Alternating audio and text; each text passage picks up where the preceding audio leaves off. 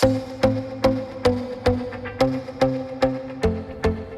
there, I'm Elizabeth Henson. Welcome to the Messy Success Podcast, where I'm helping creative dreamers and overachievers tackle business and life. After 6 years of being my own boss, I finally unraveled a tiny bit of what it takes to survive in this amazing world of being an overly creative entrepreneur. I'm your business bestie, here to help you with all those big ideas and to normalize some of the day-to-day struggles that we all share.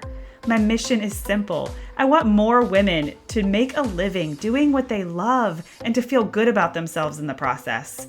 The best way to start? We can't do it alone. So welcome. I hope you'll hang out with me here where it's totally okay to be messy. All right, you guys, today we are talking about 7 things that you should not do in business, right? You guys know I usually try to avoid the do not statement. Like anytime someone asks for advice, I feel like it's not always nice or kind to come back and be like, well, don't do this, don't do that, right? Like it's way more encouraging to be like, hey, well, you should try X, Y, and Z. But you know what? Sometimes there are some serious don'ts in business. And I have shared some of these thoughts on Instagram. So I'm going to dive a lot deeper today and we're going to jump into 7 things that I feel like you should never do in business. And then at the very end, I also have some bonus content, some bonus opinions from the community as well. So I'm so excited that you're here. Let's dive right in. All right, you guys, some of you, this may feel like a little bit of tough love, but if you've been with me for a long time or you're part of my communities, this is all going to be very, very much the Liz Henson social etiquette, business etiquette type of content. But I really think you guys are going to love this. I got inspired because I posted on my Instagram earlier this week and you guys really loved it. And that is actually going to bring us to number 1 on the list. So today we're talking about all the things you should never do in business. Okay, number 1, which is actually what I mentioned on social media last week, is do not complain on your social media that no one will invest in you or somehow that your prices are so high and you're so sick and tired of people on a with champagne taste on a beer budget type of thing, right? Yes, there's going to be people that will not pay for your service, that will not invest in you, but there should be just as many, if not more, or enough people who will, right? And by saying on social media that you're sick and tired of nobody being willing to pay your prices, you're admitting that you don't have enough business and you're saying that no one will pay for you. So that's kind of like a mirror reflecting back to you the reality of the situation, because you're making that the situation, first of all. But second of all, like if no one will pay your prices, there's a reason for that. So, and I'm not saying that people don't say that I'm too expensive. It happens all the time. But the difference is for everybody that says that I'm too expensive, I turn around and there are plenty of people who will pay, right? Who will make the investment. So it may be true, it may not. It may be a matter of where you're focusing your thoughts and your energy. But if you choose to focus your thoughts and your energy on the ones that are investing, it's not gonna be a blip on the radar for the ones that don't. And it's like our vibe attracts our tribe. So if we go out to the world and post on Facebook, gosh, I am so sick and tired of, hanging out in these places where people won't invest in me and people don't value my work and they'd rather go to blah, blah, blah, who's so cheap. Like you're literally just telling the world that you don't have customers. And why? Why would somebody want to come buy from you when you're telling the world that you don't have customers? Like that just doesn't work, right? Like that doesn't attract people who will invest. And so what I said on Instagram is I was like, try this instead. And I wrote up a little caption that was something like, hey guys, I have some openings in my calendar this month and I would be totally honored to serve you or one of your friends. Spoiling people is totally my jam. That's what I do. I would absolutely love it if you would spread the word. In the meantime, how can I support you? What are you up to? right? That is a way that you can talk to your audience that actually invites them to participate in your services. And if they are not interested or they don't want to make the investment, they might have a friend, a neighbor, a sister, a brother who totally would be interested. And because you're presenting your offer with kindness and you're showing up in a way that makes it seem desirable to work with you, they're more likely to tell their brother, sister, aunt, uncle, friend, right? Because if you're just like, no one will invest in me, they're not going to go, hey, Uncle Joe, so and so, like, no one's investing in her. Why don't you go hire her? Like, clearly her prices are really high and nobody wants to pay it. What a good reason, right? Okay, so you get the point that number one is that you do not want to complain on social media that people don't want to invest in you. Why would you want to put that energy out in the world? Focus on the customers that you do have and how you can get more of those. How can you attract more of those customers? Because if you're only attracting people who don't want to invest, that's what you're going to continue to attract. So break that cycle. Put different energies out into your social media that will attract people who want to work with you, because now you're all of a sudden desirable. It's not desirable to be the person that no one will pay for. Okay. That also being said, in the same thread, you guys, this thread was like, I couldn't even believe it, first of all. I couldn't even believe it that someone would do that. Okay. But then second of all, the amount of people who were commenting and interacting and just fueling the fire. Oh my gosh, it's really hard for me to bite my tongue sometimes because I want to be like, you guys are like creating your problem just by being here. So the other problem was that they're not getting word of mouth referrals, right? So if you are not getting word of mouth referrals, this is going to bring us into number 2. That is a problem. That is an absolute problem. Right? And people are like, oh, don't worry about it. Like, it's cool. All my clients are brand new clients too. I don't ever get repeat customer. That is a problem. If people don't want to come back to you, that means something was not ideal in their experience, right? Even if they didn't leave you a bad review or say anything, like maybe they cut ties, like whatever, and they were kind. Maybe they said, I love these pictures. I love this, whatever. But if they don't come back or don't send their friends, something is wrong. And that should be your biggest hint that something is wrong, okay? And I'm not saying all of our business has to be word of mouth, but I promise you that if you're getting it right, you will receive word of mouth business. Whether it's repeat customers or them telling their friends about you, it will happen if you get this stuff right. And this stuff is the non-tangible, not the skill. And I am like really searching for people to refer in certain categories in this area, and I can't find them. Not that they're not skilled, but I can't find people who are just really good humans that I feel comfortable sending my beloved clients to. So if you're not getting word of mouth referrals, I promise you that means there's a problem. Let's talk about it. Let's make it better. This inspired me so much that I'm actually working on some content to teach you guys how to get more word of mouth referrals. But this list that we're going over today is like an absolute great start, okay? Because I promise if you follow everything on this list, you're going to start seeing more referrals because you're going to be a better human, okay? So word of mouth, that should be happening. Do a little audit. Make sure you know where your customers are coming from. That's really important to know whether they're coming from Instagram or whether they're coming from, referrals from friends or their repeat customers. Like, it's really important to know these things. Okay.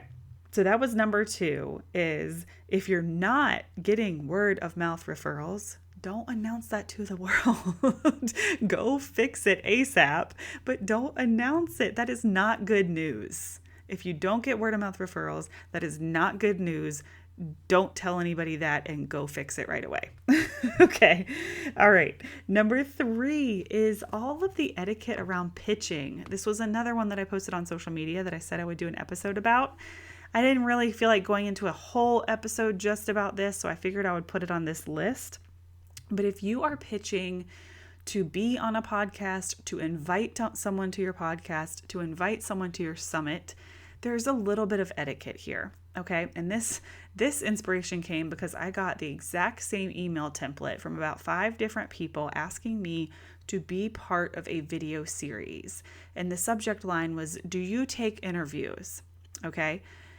And they all had the same subject line. And I didn't catch on right away because I got 2 in the beginning, and the subject was slightly different, and they were spread out enough that I didn't quite notice.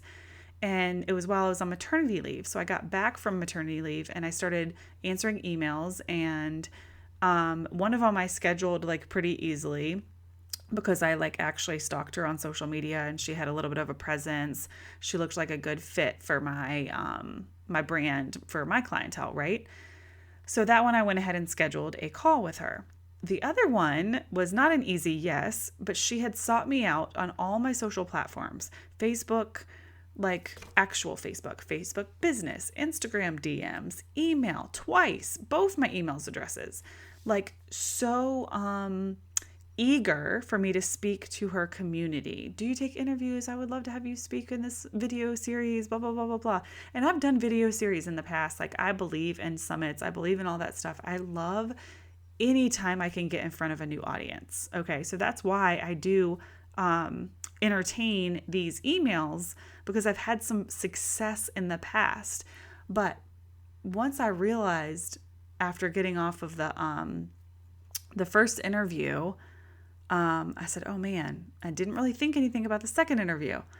But I scheduled 2. So 2 out of the 5, I actually took that extra step and scheduled a time to talk with them. And I should have realized the red flags with the first one because she didn't have a working website. This is the Eager Beaver one. I hope you guys are following me. There wasn't a working website, like no social proof whatsoever. But she had sought me out on every single platform. So I was like, okay, this woman clearly knows and loves my content, and, it's really important to her. So let me entertain her, or be kind, because that's what I am, a kind human. I didn't want to just blow her off when she was clearly very, very excited. So I get on a 15-minute call just for at the very end of the call for her to be like, "Okay, so how big is your newsletter list?" And, I let her know, and she was like, "Oh, well, it needs to be 5,000 to participate." Like, this steam was like coming out of my ears so fast because now I had scheduled, I work 15 hours a week, not even right now. So to give up a 15-minute window for a call with a stranger is like gold, like that is my money, that is my time. And I was like literally like steam just like coming out of my ears. And I was like, "Well, why didn't you say this in the beginning, or like on the 50 different ways that you tried to contact me?" She was like, "Oh, well, it's in the fine print. It was in the fine print in my Google document, whatever." I'm sorry, I'm getting a little into it. So anyway, so I let it go. That was my fault. I didn't read the fine print, yada, yada. But then the next call, there is no fine print. There is no Google Doc, because believe me, I checked.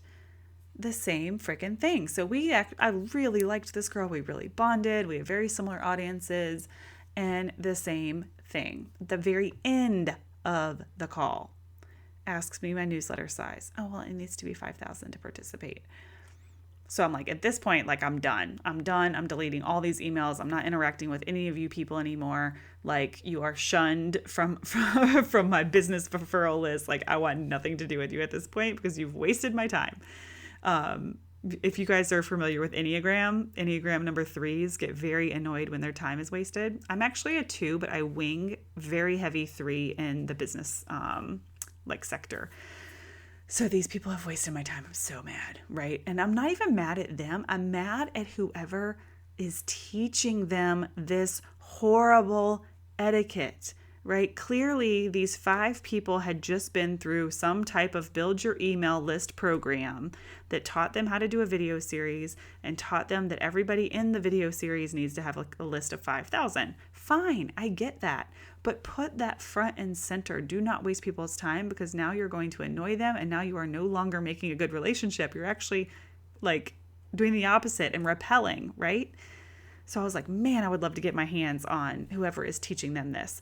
Long story short, I apologize for that rabbit hole, but I know secretly you guys love the drama, right? Like you love the behind the scenes drama, let's be real.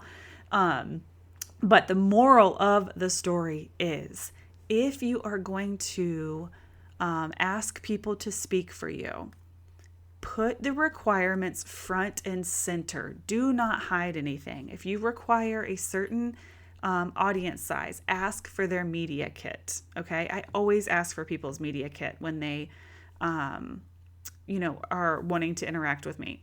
90% of the time, they don't even have one, right? These people didn't have one, but I was like, okay, like I've done successful summits in the past. The media kit is not the end all be all. But that's just a great way to show some authority and to ask like for these numbers ahead of time.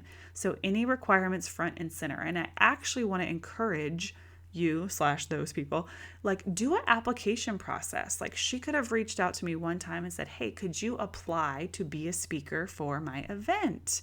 In that application, I could have clicked a little box that says my email list is not big enough. Boom, nobody's time is wasted, right? So number 3 is when you are pitching, put your information front and center. Part 2 of that is be authentic in that you actually know them and you know what they do and what they are about, right? So these email templates did a very good job of masking that. Like, hey, I love what you're up to. Your content would be so great for my audience. All right. They did a really good job of like spelling that out enough that I believed it. But that wasn't really why they were reaching out to me. They were really reaching out to me in hopes that my email list was at 5,000, right? Like that was the deal breaker. So don't stroke somebody's ego and tell them how much you love their content just to turn around and be like, actually, this isn't really about the content. It's actually about your numbers. Like that's just not cool, right? Not cool at all. So don't make yucky pitches, okay? Don't use templates. You can use this stuff to help you, but make sure that you mean it. Make sure that you know them, right? Follow them on social media. Like that is another thing when people are like, oh my gosh, I love what you're up to on Instagram. And I'm like, but you don't follow me. Like be a person of integrity, right? And we're going to get in more of that into the next bullet points, but be a person of integrity. Okay. So that was number 3 was the pitching. Number 4 is integrity. What do you know? So don't make false promises. And I see this all the time in a social circle way. Here's a great example. So someone posted in one of the local groups, like, hey guys, like let's get together and do a headshot swap. That would be so awesome. So then of course they get flooded with people that are like, yes, I want in. Okay. And I don't know how many people it was. I don't really know the details of it. But I do know that what ended up happening was they grabbed like one person from the list and they went and did the headshot swap, same day, same time. They shared about it all over their social media and they did not follow through with anyone else on that list. So how do you think everyone else on that list felt when they were not contacted? So again, like the information not being put on the front end. So if you're going to post like, let's have lunch, let's have a social gathering, comment below if you want to come, be a person of integrity and let those people know what's going on so that when, you only select 1 or 2 people and then you share about it on social, they don't feel left out because that's going to repel them from your business in the future. Like everything that we do socially, especially in this creative entrepreneur space, everything we do socially is going to affect the way that people view our business and their ability or their desire to refer us, right? So, and I don't know the full details, but I do know that a couple of women in my circle were very much saddened that they didn't feel like they were included when some people were, and there was no rhyme or reason, right? There was no rhyme or reason. So how about next time you can apply to come to my free headshot swap, right? Or what are the requirements to be able to come? Like communicate to people. That is so important in business is communication. And I know that's one thing that my clients love so much about me is that I answer my emails fast. They always know what's happening next because I communicate every little thing, even like when they can expect to hear from me. You guys are going to hear from me, just a few days before your shoot. We're going to look over the weather together. And then even that day, okay, you guys are going to hear from me the morning of the shoot. I communicate every little thing so they're never left wondering what can be expected, right? And B2B is the same thing because that's how we act from a place of integrity. So if I post like, hey guys, I'm having a meetup, which I am actually, we're having a open house for Creative Network, February 27th. If you reach out to me and say that you're interested, you better believe that you're going to be included, right, in what's going on. That is so important in the integrity of our business and our integrity as a human. So I know sometimes we get excited and we just want to have like some kind of social get together and then we kind of forget, but just remember that there are people out there dying to get to know you, right? Dying to hang out with you, dying to learn from you. So be a person of integrity when you do things like that. And I am by far not perfect. I'm not talking about like when we throw around ideas of like, let's do this, let's do that, and then we don't follow up, right? Like, I'm not really talking about that. I'm talking about like you handpicked your BFF and then y'all went and got your stuff done and you purposely didn't include everyone else that was really wanting to be a part of that. So there's a social difference there. Okay. Rabbit holes. Y'all know I get very passionate talking about this stuff. Okay, number 5 is don't badmouth other business owners. Specifically social media, of course, but like, when you're sitting getting your makeup done or you're mentoring, like, don't badmouth another business coach or mentor or in any situation, your peers, right? Like, that's just not a good reflection of you. And again, it's like your vibe attracts your tribe, right? And you never know who is friends with who. Like I have so many great relationships in this area with other creatives and other creative entrepreneurs. And there's so many people in all these different circles and like, they don't know where my overlap is, right? Because I play pretty neutral. I'm like, as long as you're kind and you're a person of integrity, like you're on my A list, right? So that's pretty obvious one, but not to badmouth other business owners, right? Like if you need to vent, if you need to have a counseling session, like save it for a safe space. Okay, that one was pretty easy. Number 6, don't purchase followers on Instagram. Don't purchase your followers, right? I know that is popular. The bots, you can do the bot stuff too, where stuff is like automated. You don't know how these people or how these machines are going to interact, and it's going to reflect your business. Like the bots that are in the questions right now, that's like such a common annoyance for everybody. Like, what if someone is paying a company to grow their Instagram following and now they're doing stuff like that, right? And sometimes it's just fake followers. And I'm telling you, do not do it, because anyone that knows a lick about Instagram is going to look at your following and know that it's not real. If you are a, high-end wedding photographer in Hampton Roads and you have thousands of followers that are not even in America and are not young, engaged people, then people are going to know that is not real, right? It's not real. Like, you didn't just get, 4,700 followers from Uganda overnight that are engaged and want to hire you. Like, pay attention, right? Your vibe attracts your tribe.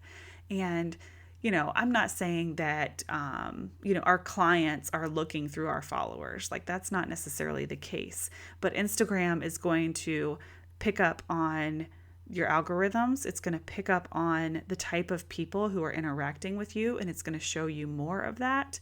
And the same thing for your potential clients. So everything that you do and you interact with on social media needs to be the real thing so that it's showing your content to the right people. And if you're just purchasing followers who are completely irrelevant because you want that vanity number beside your name, like really the best thing is that it's just not going to be showing your stuff to the right people. But it's obvious, right? Like, and I just feel so sad. I feel so sad that our society, people feel the need to purchase their social circle. It like pains my heart, right? Like it pains my heart. Like, who cares about your numbers if your people love you and you love your people? I don't care if it's only 10.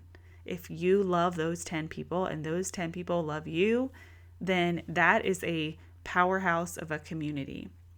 But if you have 50,000 followers that are not real people and you purchase them and they're not really true like followers or friends of your business and what you're doing, that's not helping anyone. It's not serving anybody, and it's not a good place for your money or your energy. Okay. That one just makes me sad. Let's move on. So don't purchase your followers. Don't use the bots. Just be real. I'm not saying don't have a social media assistant. I actually just brought on an intern, which I'm really excited about. And I'll expand on that in another time because we literally haven't even gotten started yet. So I want to have a little bit more substance to share. But I'm not talking about that. I'm not talking about real humans. I'm talking about physically purchasing fake followers. Okay. And then number 7, I know I've talked about before, so I'm not going to go into too much detail. But be careful with this whole like curate your feed, your tribe, your life, right? Like for vanity's sake. Don't unfollow people just because you want to curate your newsfeed. And I mean your friends, okay? People don't want to be curated. People want to be treated like people. People want their relationships to be the same online that they are in person, right? So don't unfollow someone for the sake of your vanity metrics or because, they're not worthy of your news feed, or like it's so important that your number is only 200 that you're following and you're followed by X amount. Like, who cares, right? People want to see that you are real. People want to see that you're a real human, and people want to be treated like a real human. People don't want to be curated, right? Like that is a thing of the past. Nobody cares anymore. People want to be treated like a person and like they're seen and like they're heard. They don't want to be treated like just a number, right? I hate that Instagram even uses that term followers. It should be friends or whatever. I wish that part of Instagram was a little bit more like Facebook. And I think I have a whole episode about this. I'm pretty sure it's episode number 3. So if you want to hear more about kind of my philosophies behind the unfollowing, take a gander back into the earlier episodes. And it does matter in business. It does. Someone just said to me the other day, hey, we talked about me hiring so-and-so for, I think this was specifically for like social media help or something. And she was like, well, she just unfollowed me. I totally thought we were friends and I was totally going to hire her, but she just unfollowed me for absolutely no reason. So like that person literally just lost business because of the choice that they made. And I know there's the other side of the spectrum where people are like, I don't care. If they don't want to hire me, they don't want to hire me. They shouldn't hire me because I follow them, right? There's both sides, and do you, boo, do you. But I'm just saying, if you are someone out there who needs business and you need community and you need a tribe and you're wanting to prove yourself, right? Then you need to keep in mind that this stuff matters. The way we treat other people in real life or on social media, it totally, totally matters. Okay, you guys, this is kind of exciting because I told you guys I've been trying to incorporate I've been trying to incorporate you guys into the episodes, and sometimes I post things and get a lot of feedback and sometimes I don't, but I totally posted a spoiler in the Messy Squad. That's my Facebook group around the podcast. You can join if you go to elizabethhenson.co/podcast. And you can join these conversations. They're so fun. So I asked them to list some things to never do in business. Like that this episode, I was going to be listing things to never do in business and to get their feedback on it. So some really good ones are coming in, good ones that I didn't think of, like to never do work without a contract, right? Basic, but so important. Never quit, never give up. Never market to everyone, right? We should always be marketing to our specific people. I could do a whole episode on that. We'll make note. Don't invest thousands in a website in the first year. Gosh, yes, because we're learning so much about our business and our niche and our what we want to speak out into the world, right? Our first year, we have no idea. I totally agree with that. That was Amanda Schumann, my web designer. She's awesome. Let's see, what are some other really great ones? Kate Stiles says, don't do the job without getting paid in full first. Yes, amen. Don't be bullied into discounting. Yep. Don't think you can learn everything off YouTube. Absolutely. Don't speak badly about other people. Amen. That was number 5. Sharon Hunley, I knew she would have some good ones. Have a rock solid contract. Yes, that protects you and the clients. Responding to emails, you guys. Amen. And I touched on this before when I said my clients love me so much because I'm a fast responder. But like, how can people expect to get business when they take weeks to respond to emails, right? We've all had this happen to us on the consumer end, right? Like, why would I refer someone out that doesn't respond to emails, right? So if someone needs to respond to my emails to build that trust with me so that I can, speak their amazingness into the world, right? So we might think if we're just in an industry, right? Like the wedding industry comes to mind, that if we don't answer our brides, it's not a big deal or whatever. But that is, they're going to be their standing ground to refer us later on. Not to mention it's just giving good quality customer service, right? But it is 2020. We should all be answering our emails in 48 hours, like no questions asked, unless it's not urgent, right? Like I have, people on my team or people I'm collaborating with, like there's a time and a place to have lag in the emails. But when it comes to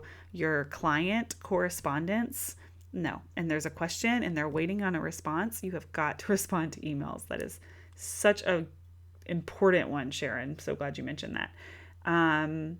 And then don't ever tell a client no. You guys know I'm such an advocate for this. I think there's another episode about this too, that we can always say yes in a way that everybody wins, right? Or if we're saying no, how can you make it still be a win? So you can refer other businesses, you can still offer to help them, send them somewhere. So the coffee date episode, that's where I talked about this in the coffee date episode, the coffee chat. So anytime someone's like, hey, can I pick your brain, right? You don't want to just say no. If you just say a hard no and you make them feel bad about themselves, they're never, ever, ever going to come back to you for anything ever again. And they're probably never going to say anything good about you. So how can you turn that into something kind? Like, oh, well, hey, Susie, like I only have 15 hours a week right now where my kids are in daycare. So I really cannot afford to give up time for a coffee chat. But guess what? I have a free Facebook community. I have Hampton Roads Creative Network where we meet monthly and we all gather together over coffee and discuss business. Or, Tuesdays Together has an amazing free group. Check that out. Like we can always kindly say no without saying no. That's a great one too. We never want to tell someone no and just leave them hanging. We can always help in some way, shape, or form, which builds the integrity of our business. And then Sharon also said, don't think you know everything, no matter how long you've been in business. Amen. I love being the dumbest person in the room. You guys know that about me. I will pay lots of money. I will do anything to, be in a position where I can just learn. I love that. And I learned so much from my students. And I think this is really important too, is that, no matter how good we get at something, and even if we have someone brand new learning from us, there's always something that they can teach us as well. Like my students make me a better teacher all the time. And we have to open our mind to receive that stuff, right? We have to be able to receive new things and learn new things. It's so important. Okay, cool. Thank you guys so much. I hope that you loved these. I hope I didn't ramble on too much. I'm still getting the back in the swing of this whole podcast thing. I still catch myself stuttering a lot because I'm not sleeping through the night. But there's no perfect way to do this. There's no perfect way to come back. The more I do it, the better I'll get at it. So thank you guys for being on the journey. Thank you for listening. I appreciate you. Let's keep this conversation going in the Messy Squad, and I want to hear from you if there's anything on the list that I missed. So yes, just a reminder to keep this conversation going. You can join the Messy Squad by going to elizabethhenson.co/podcast.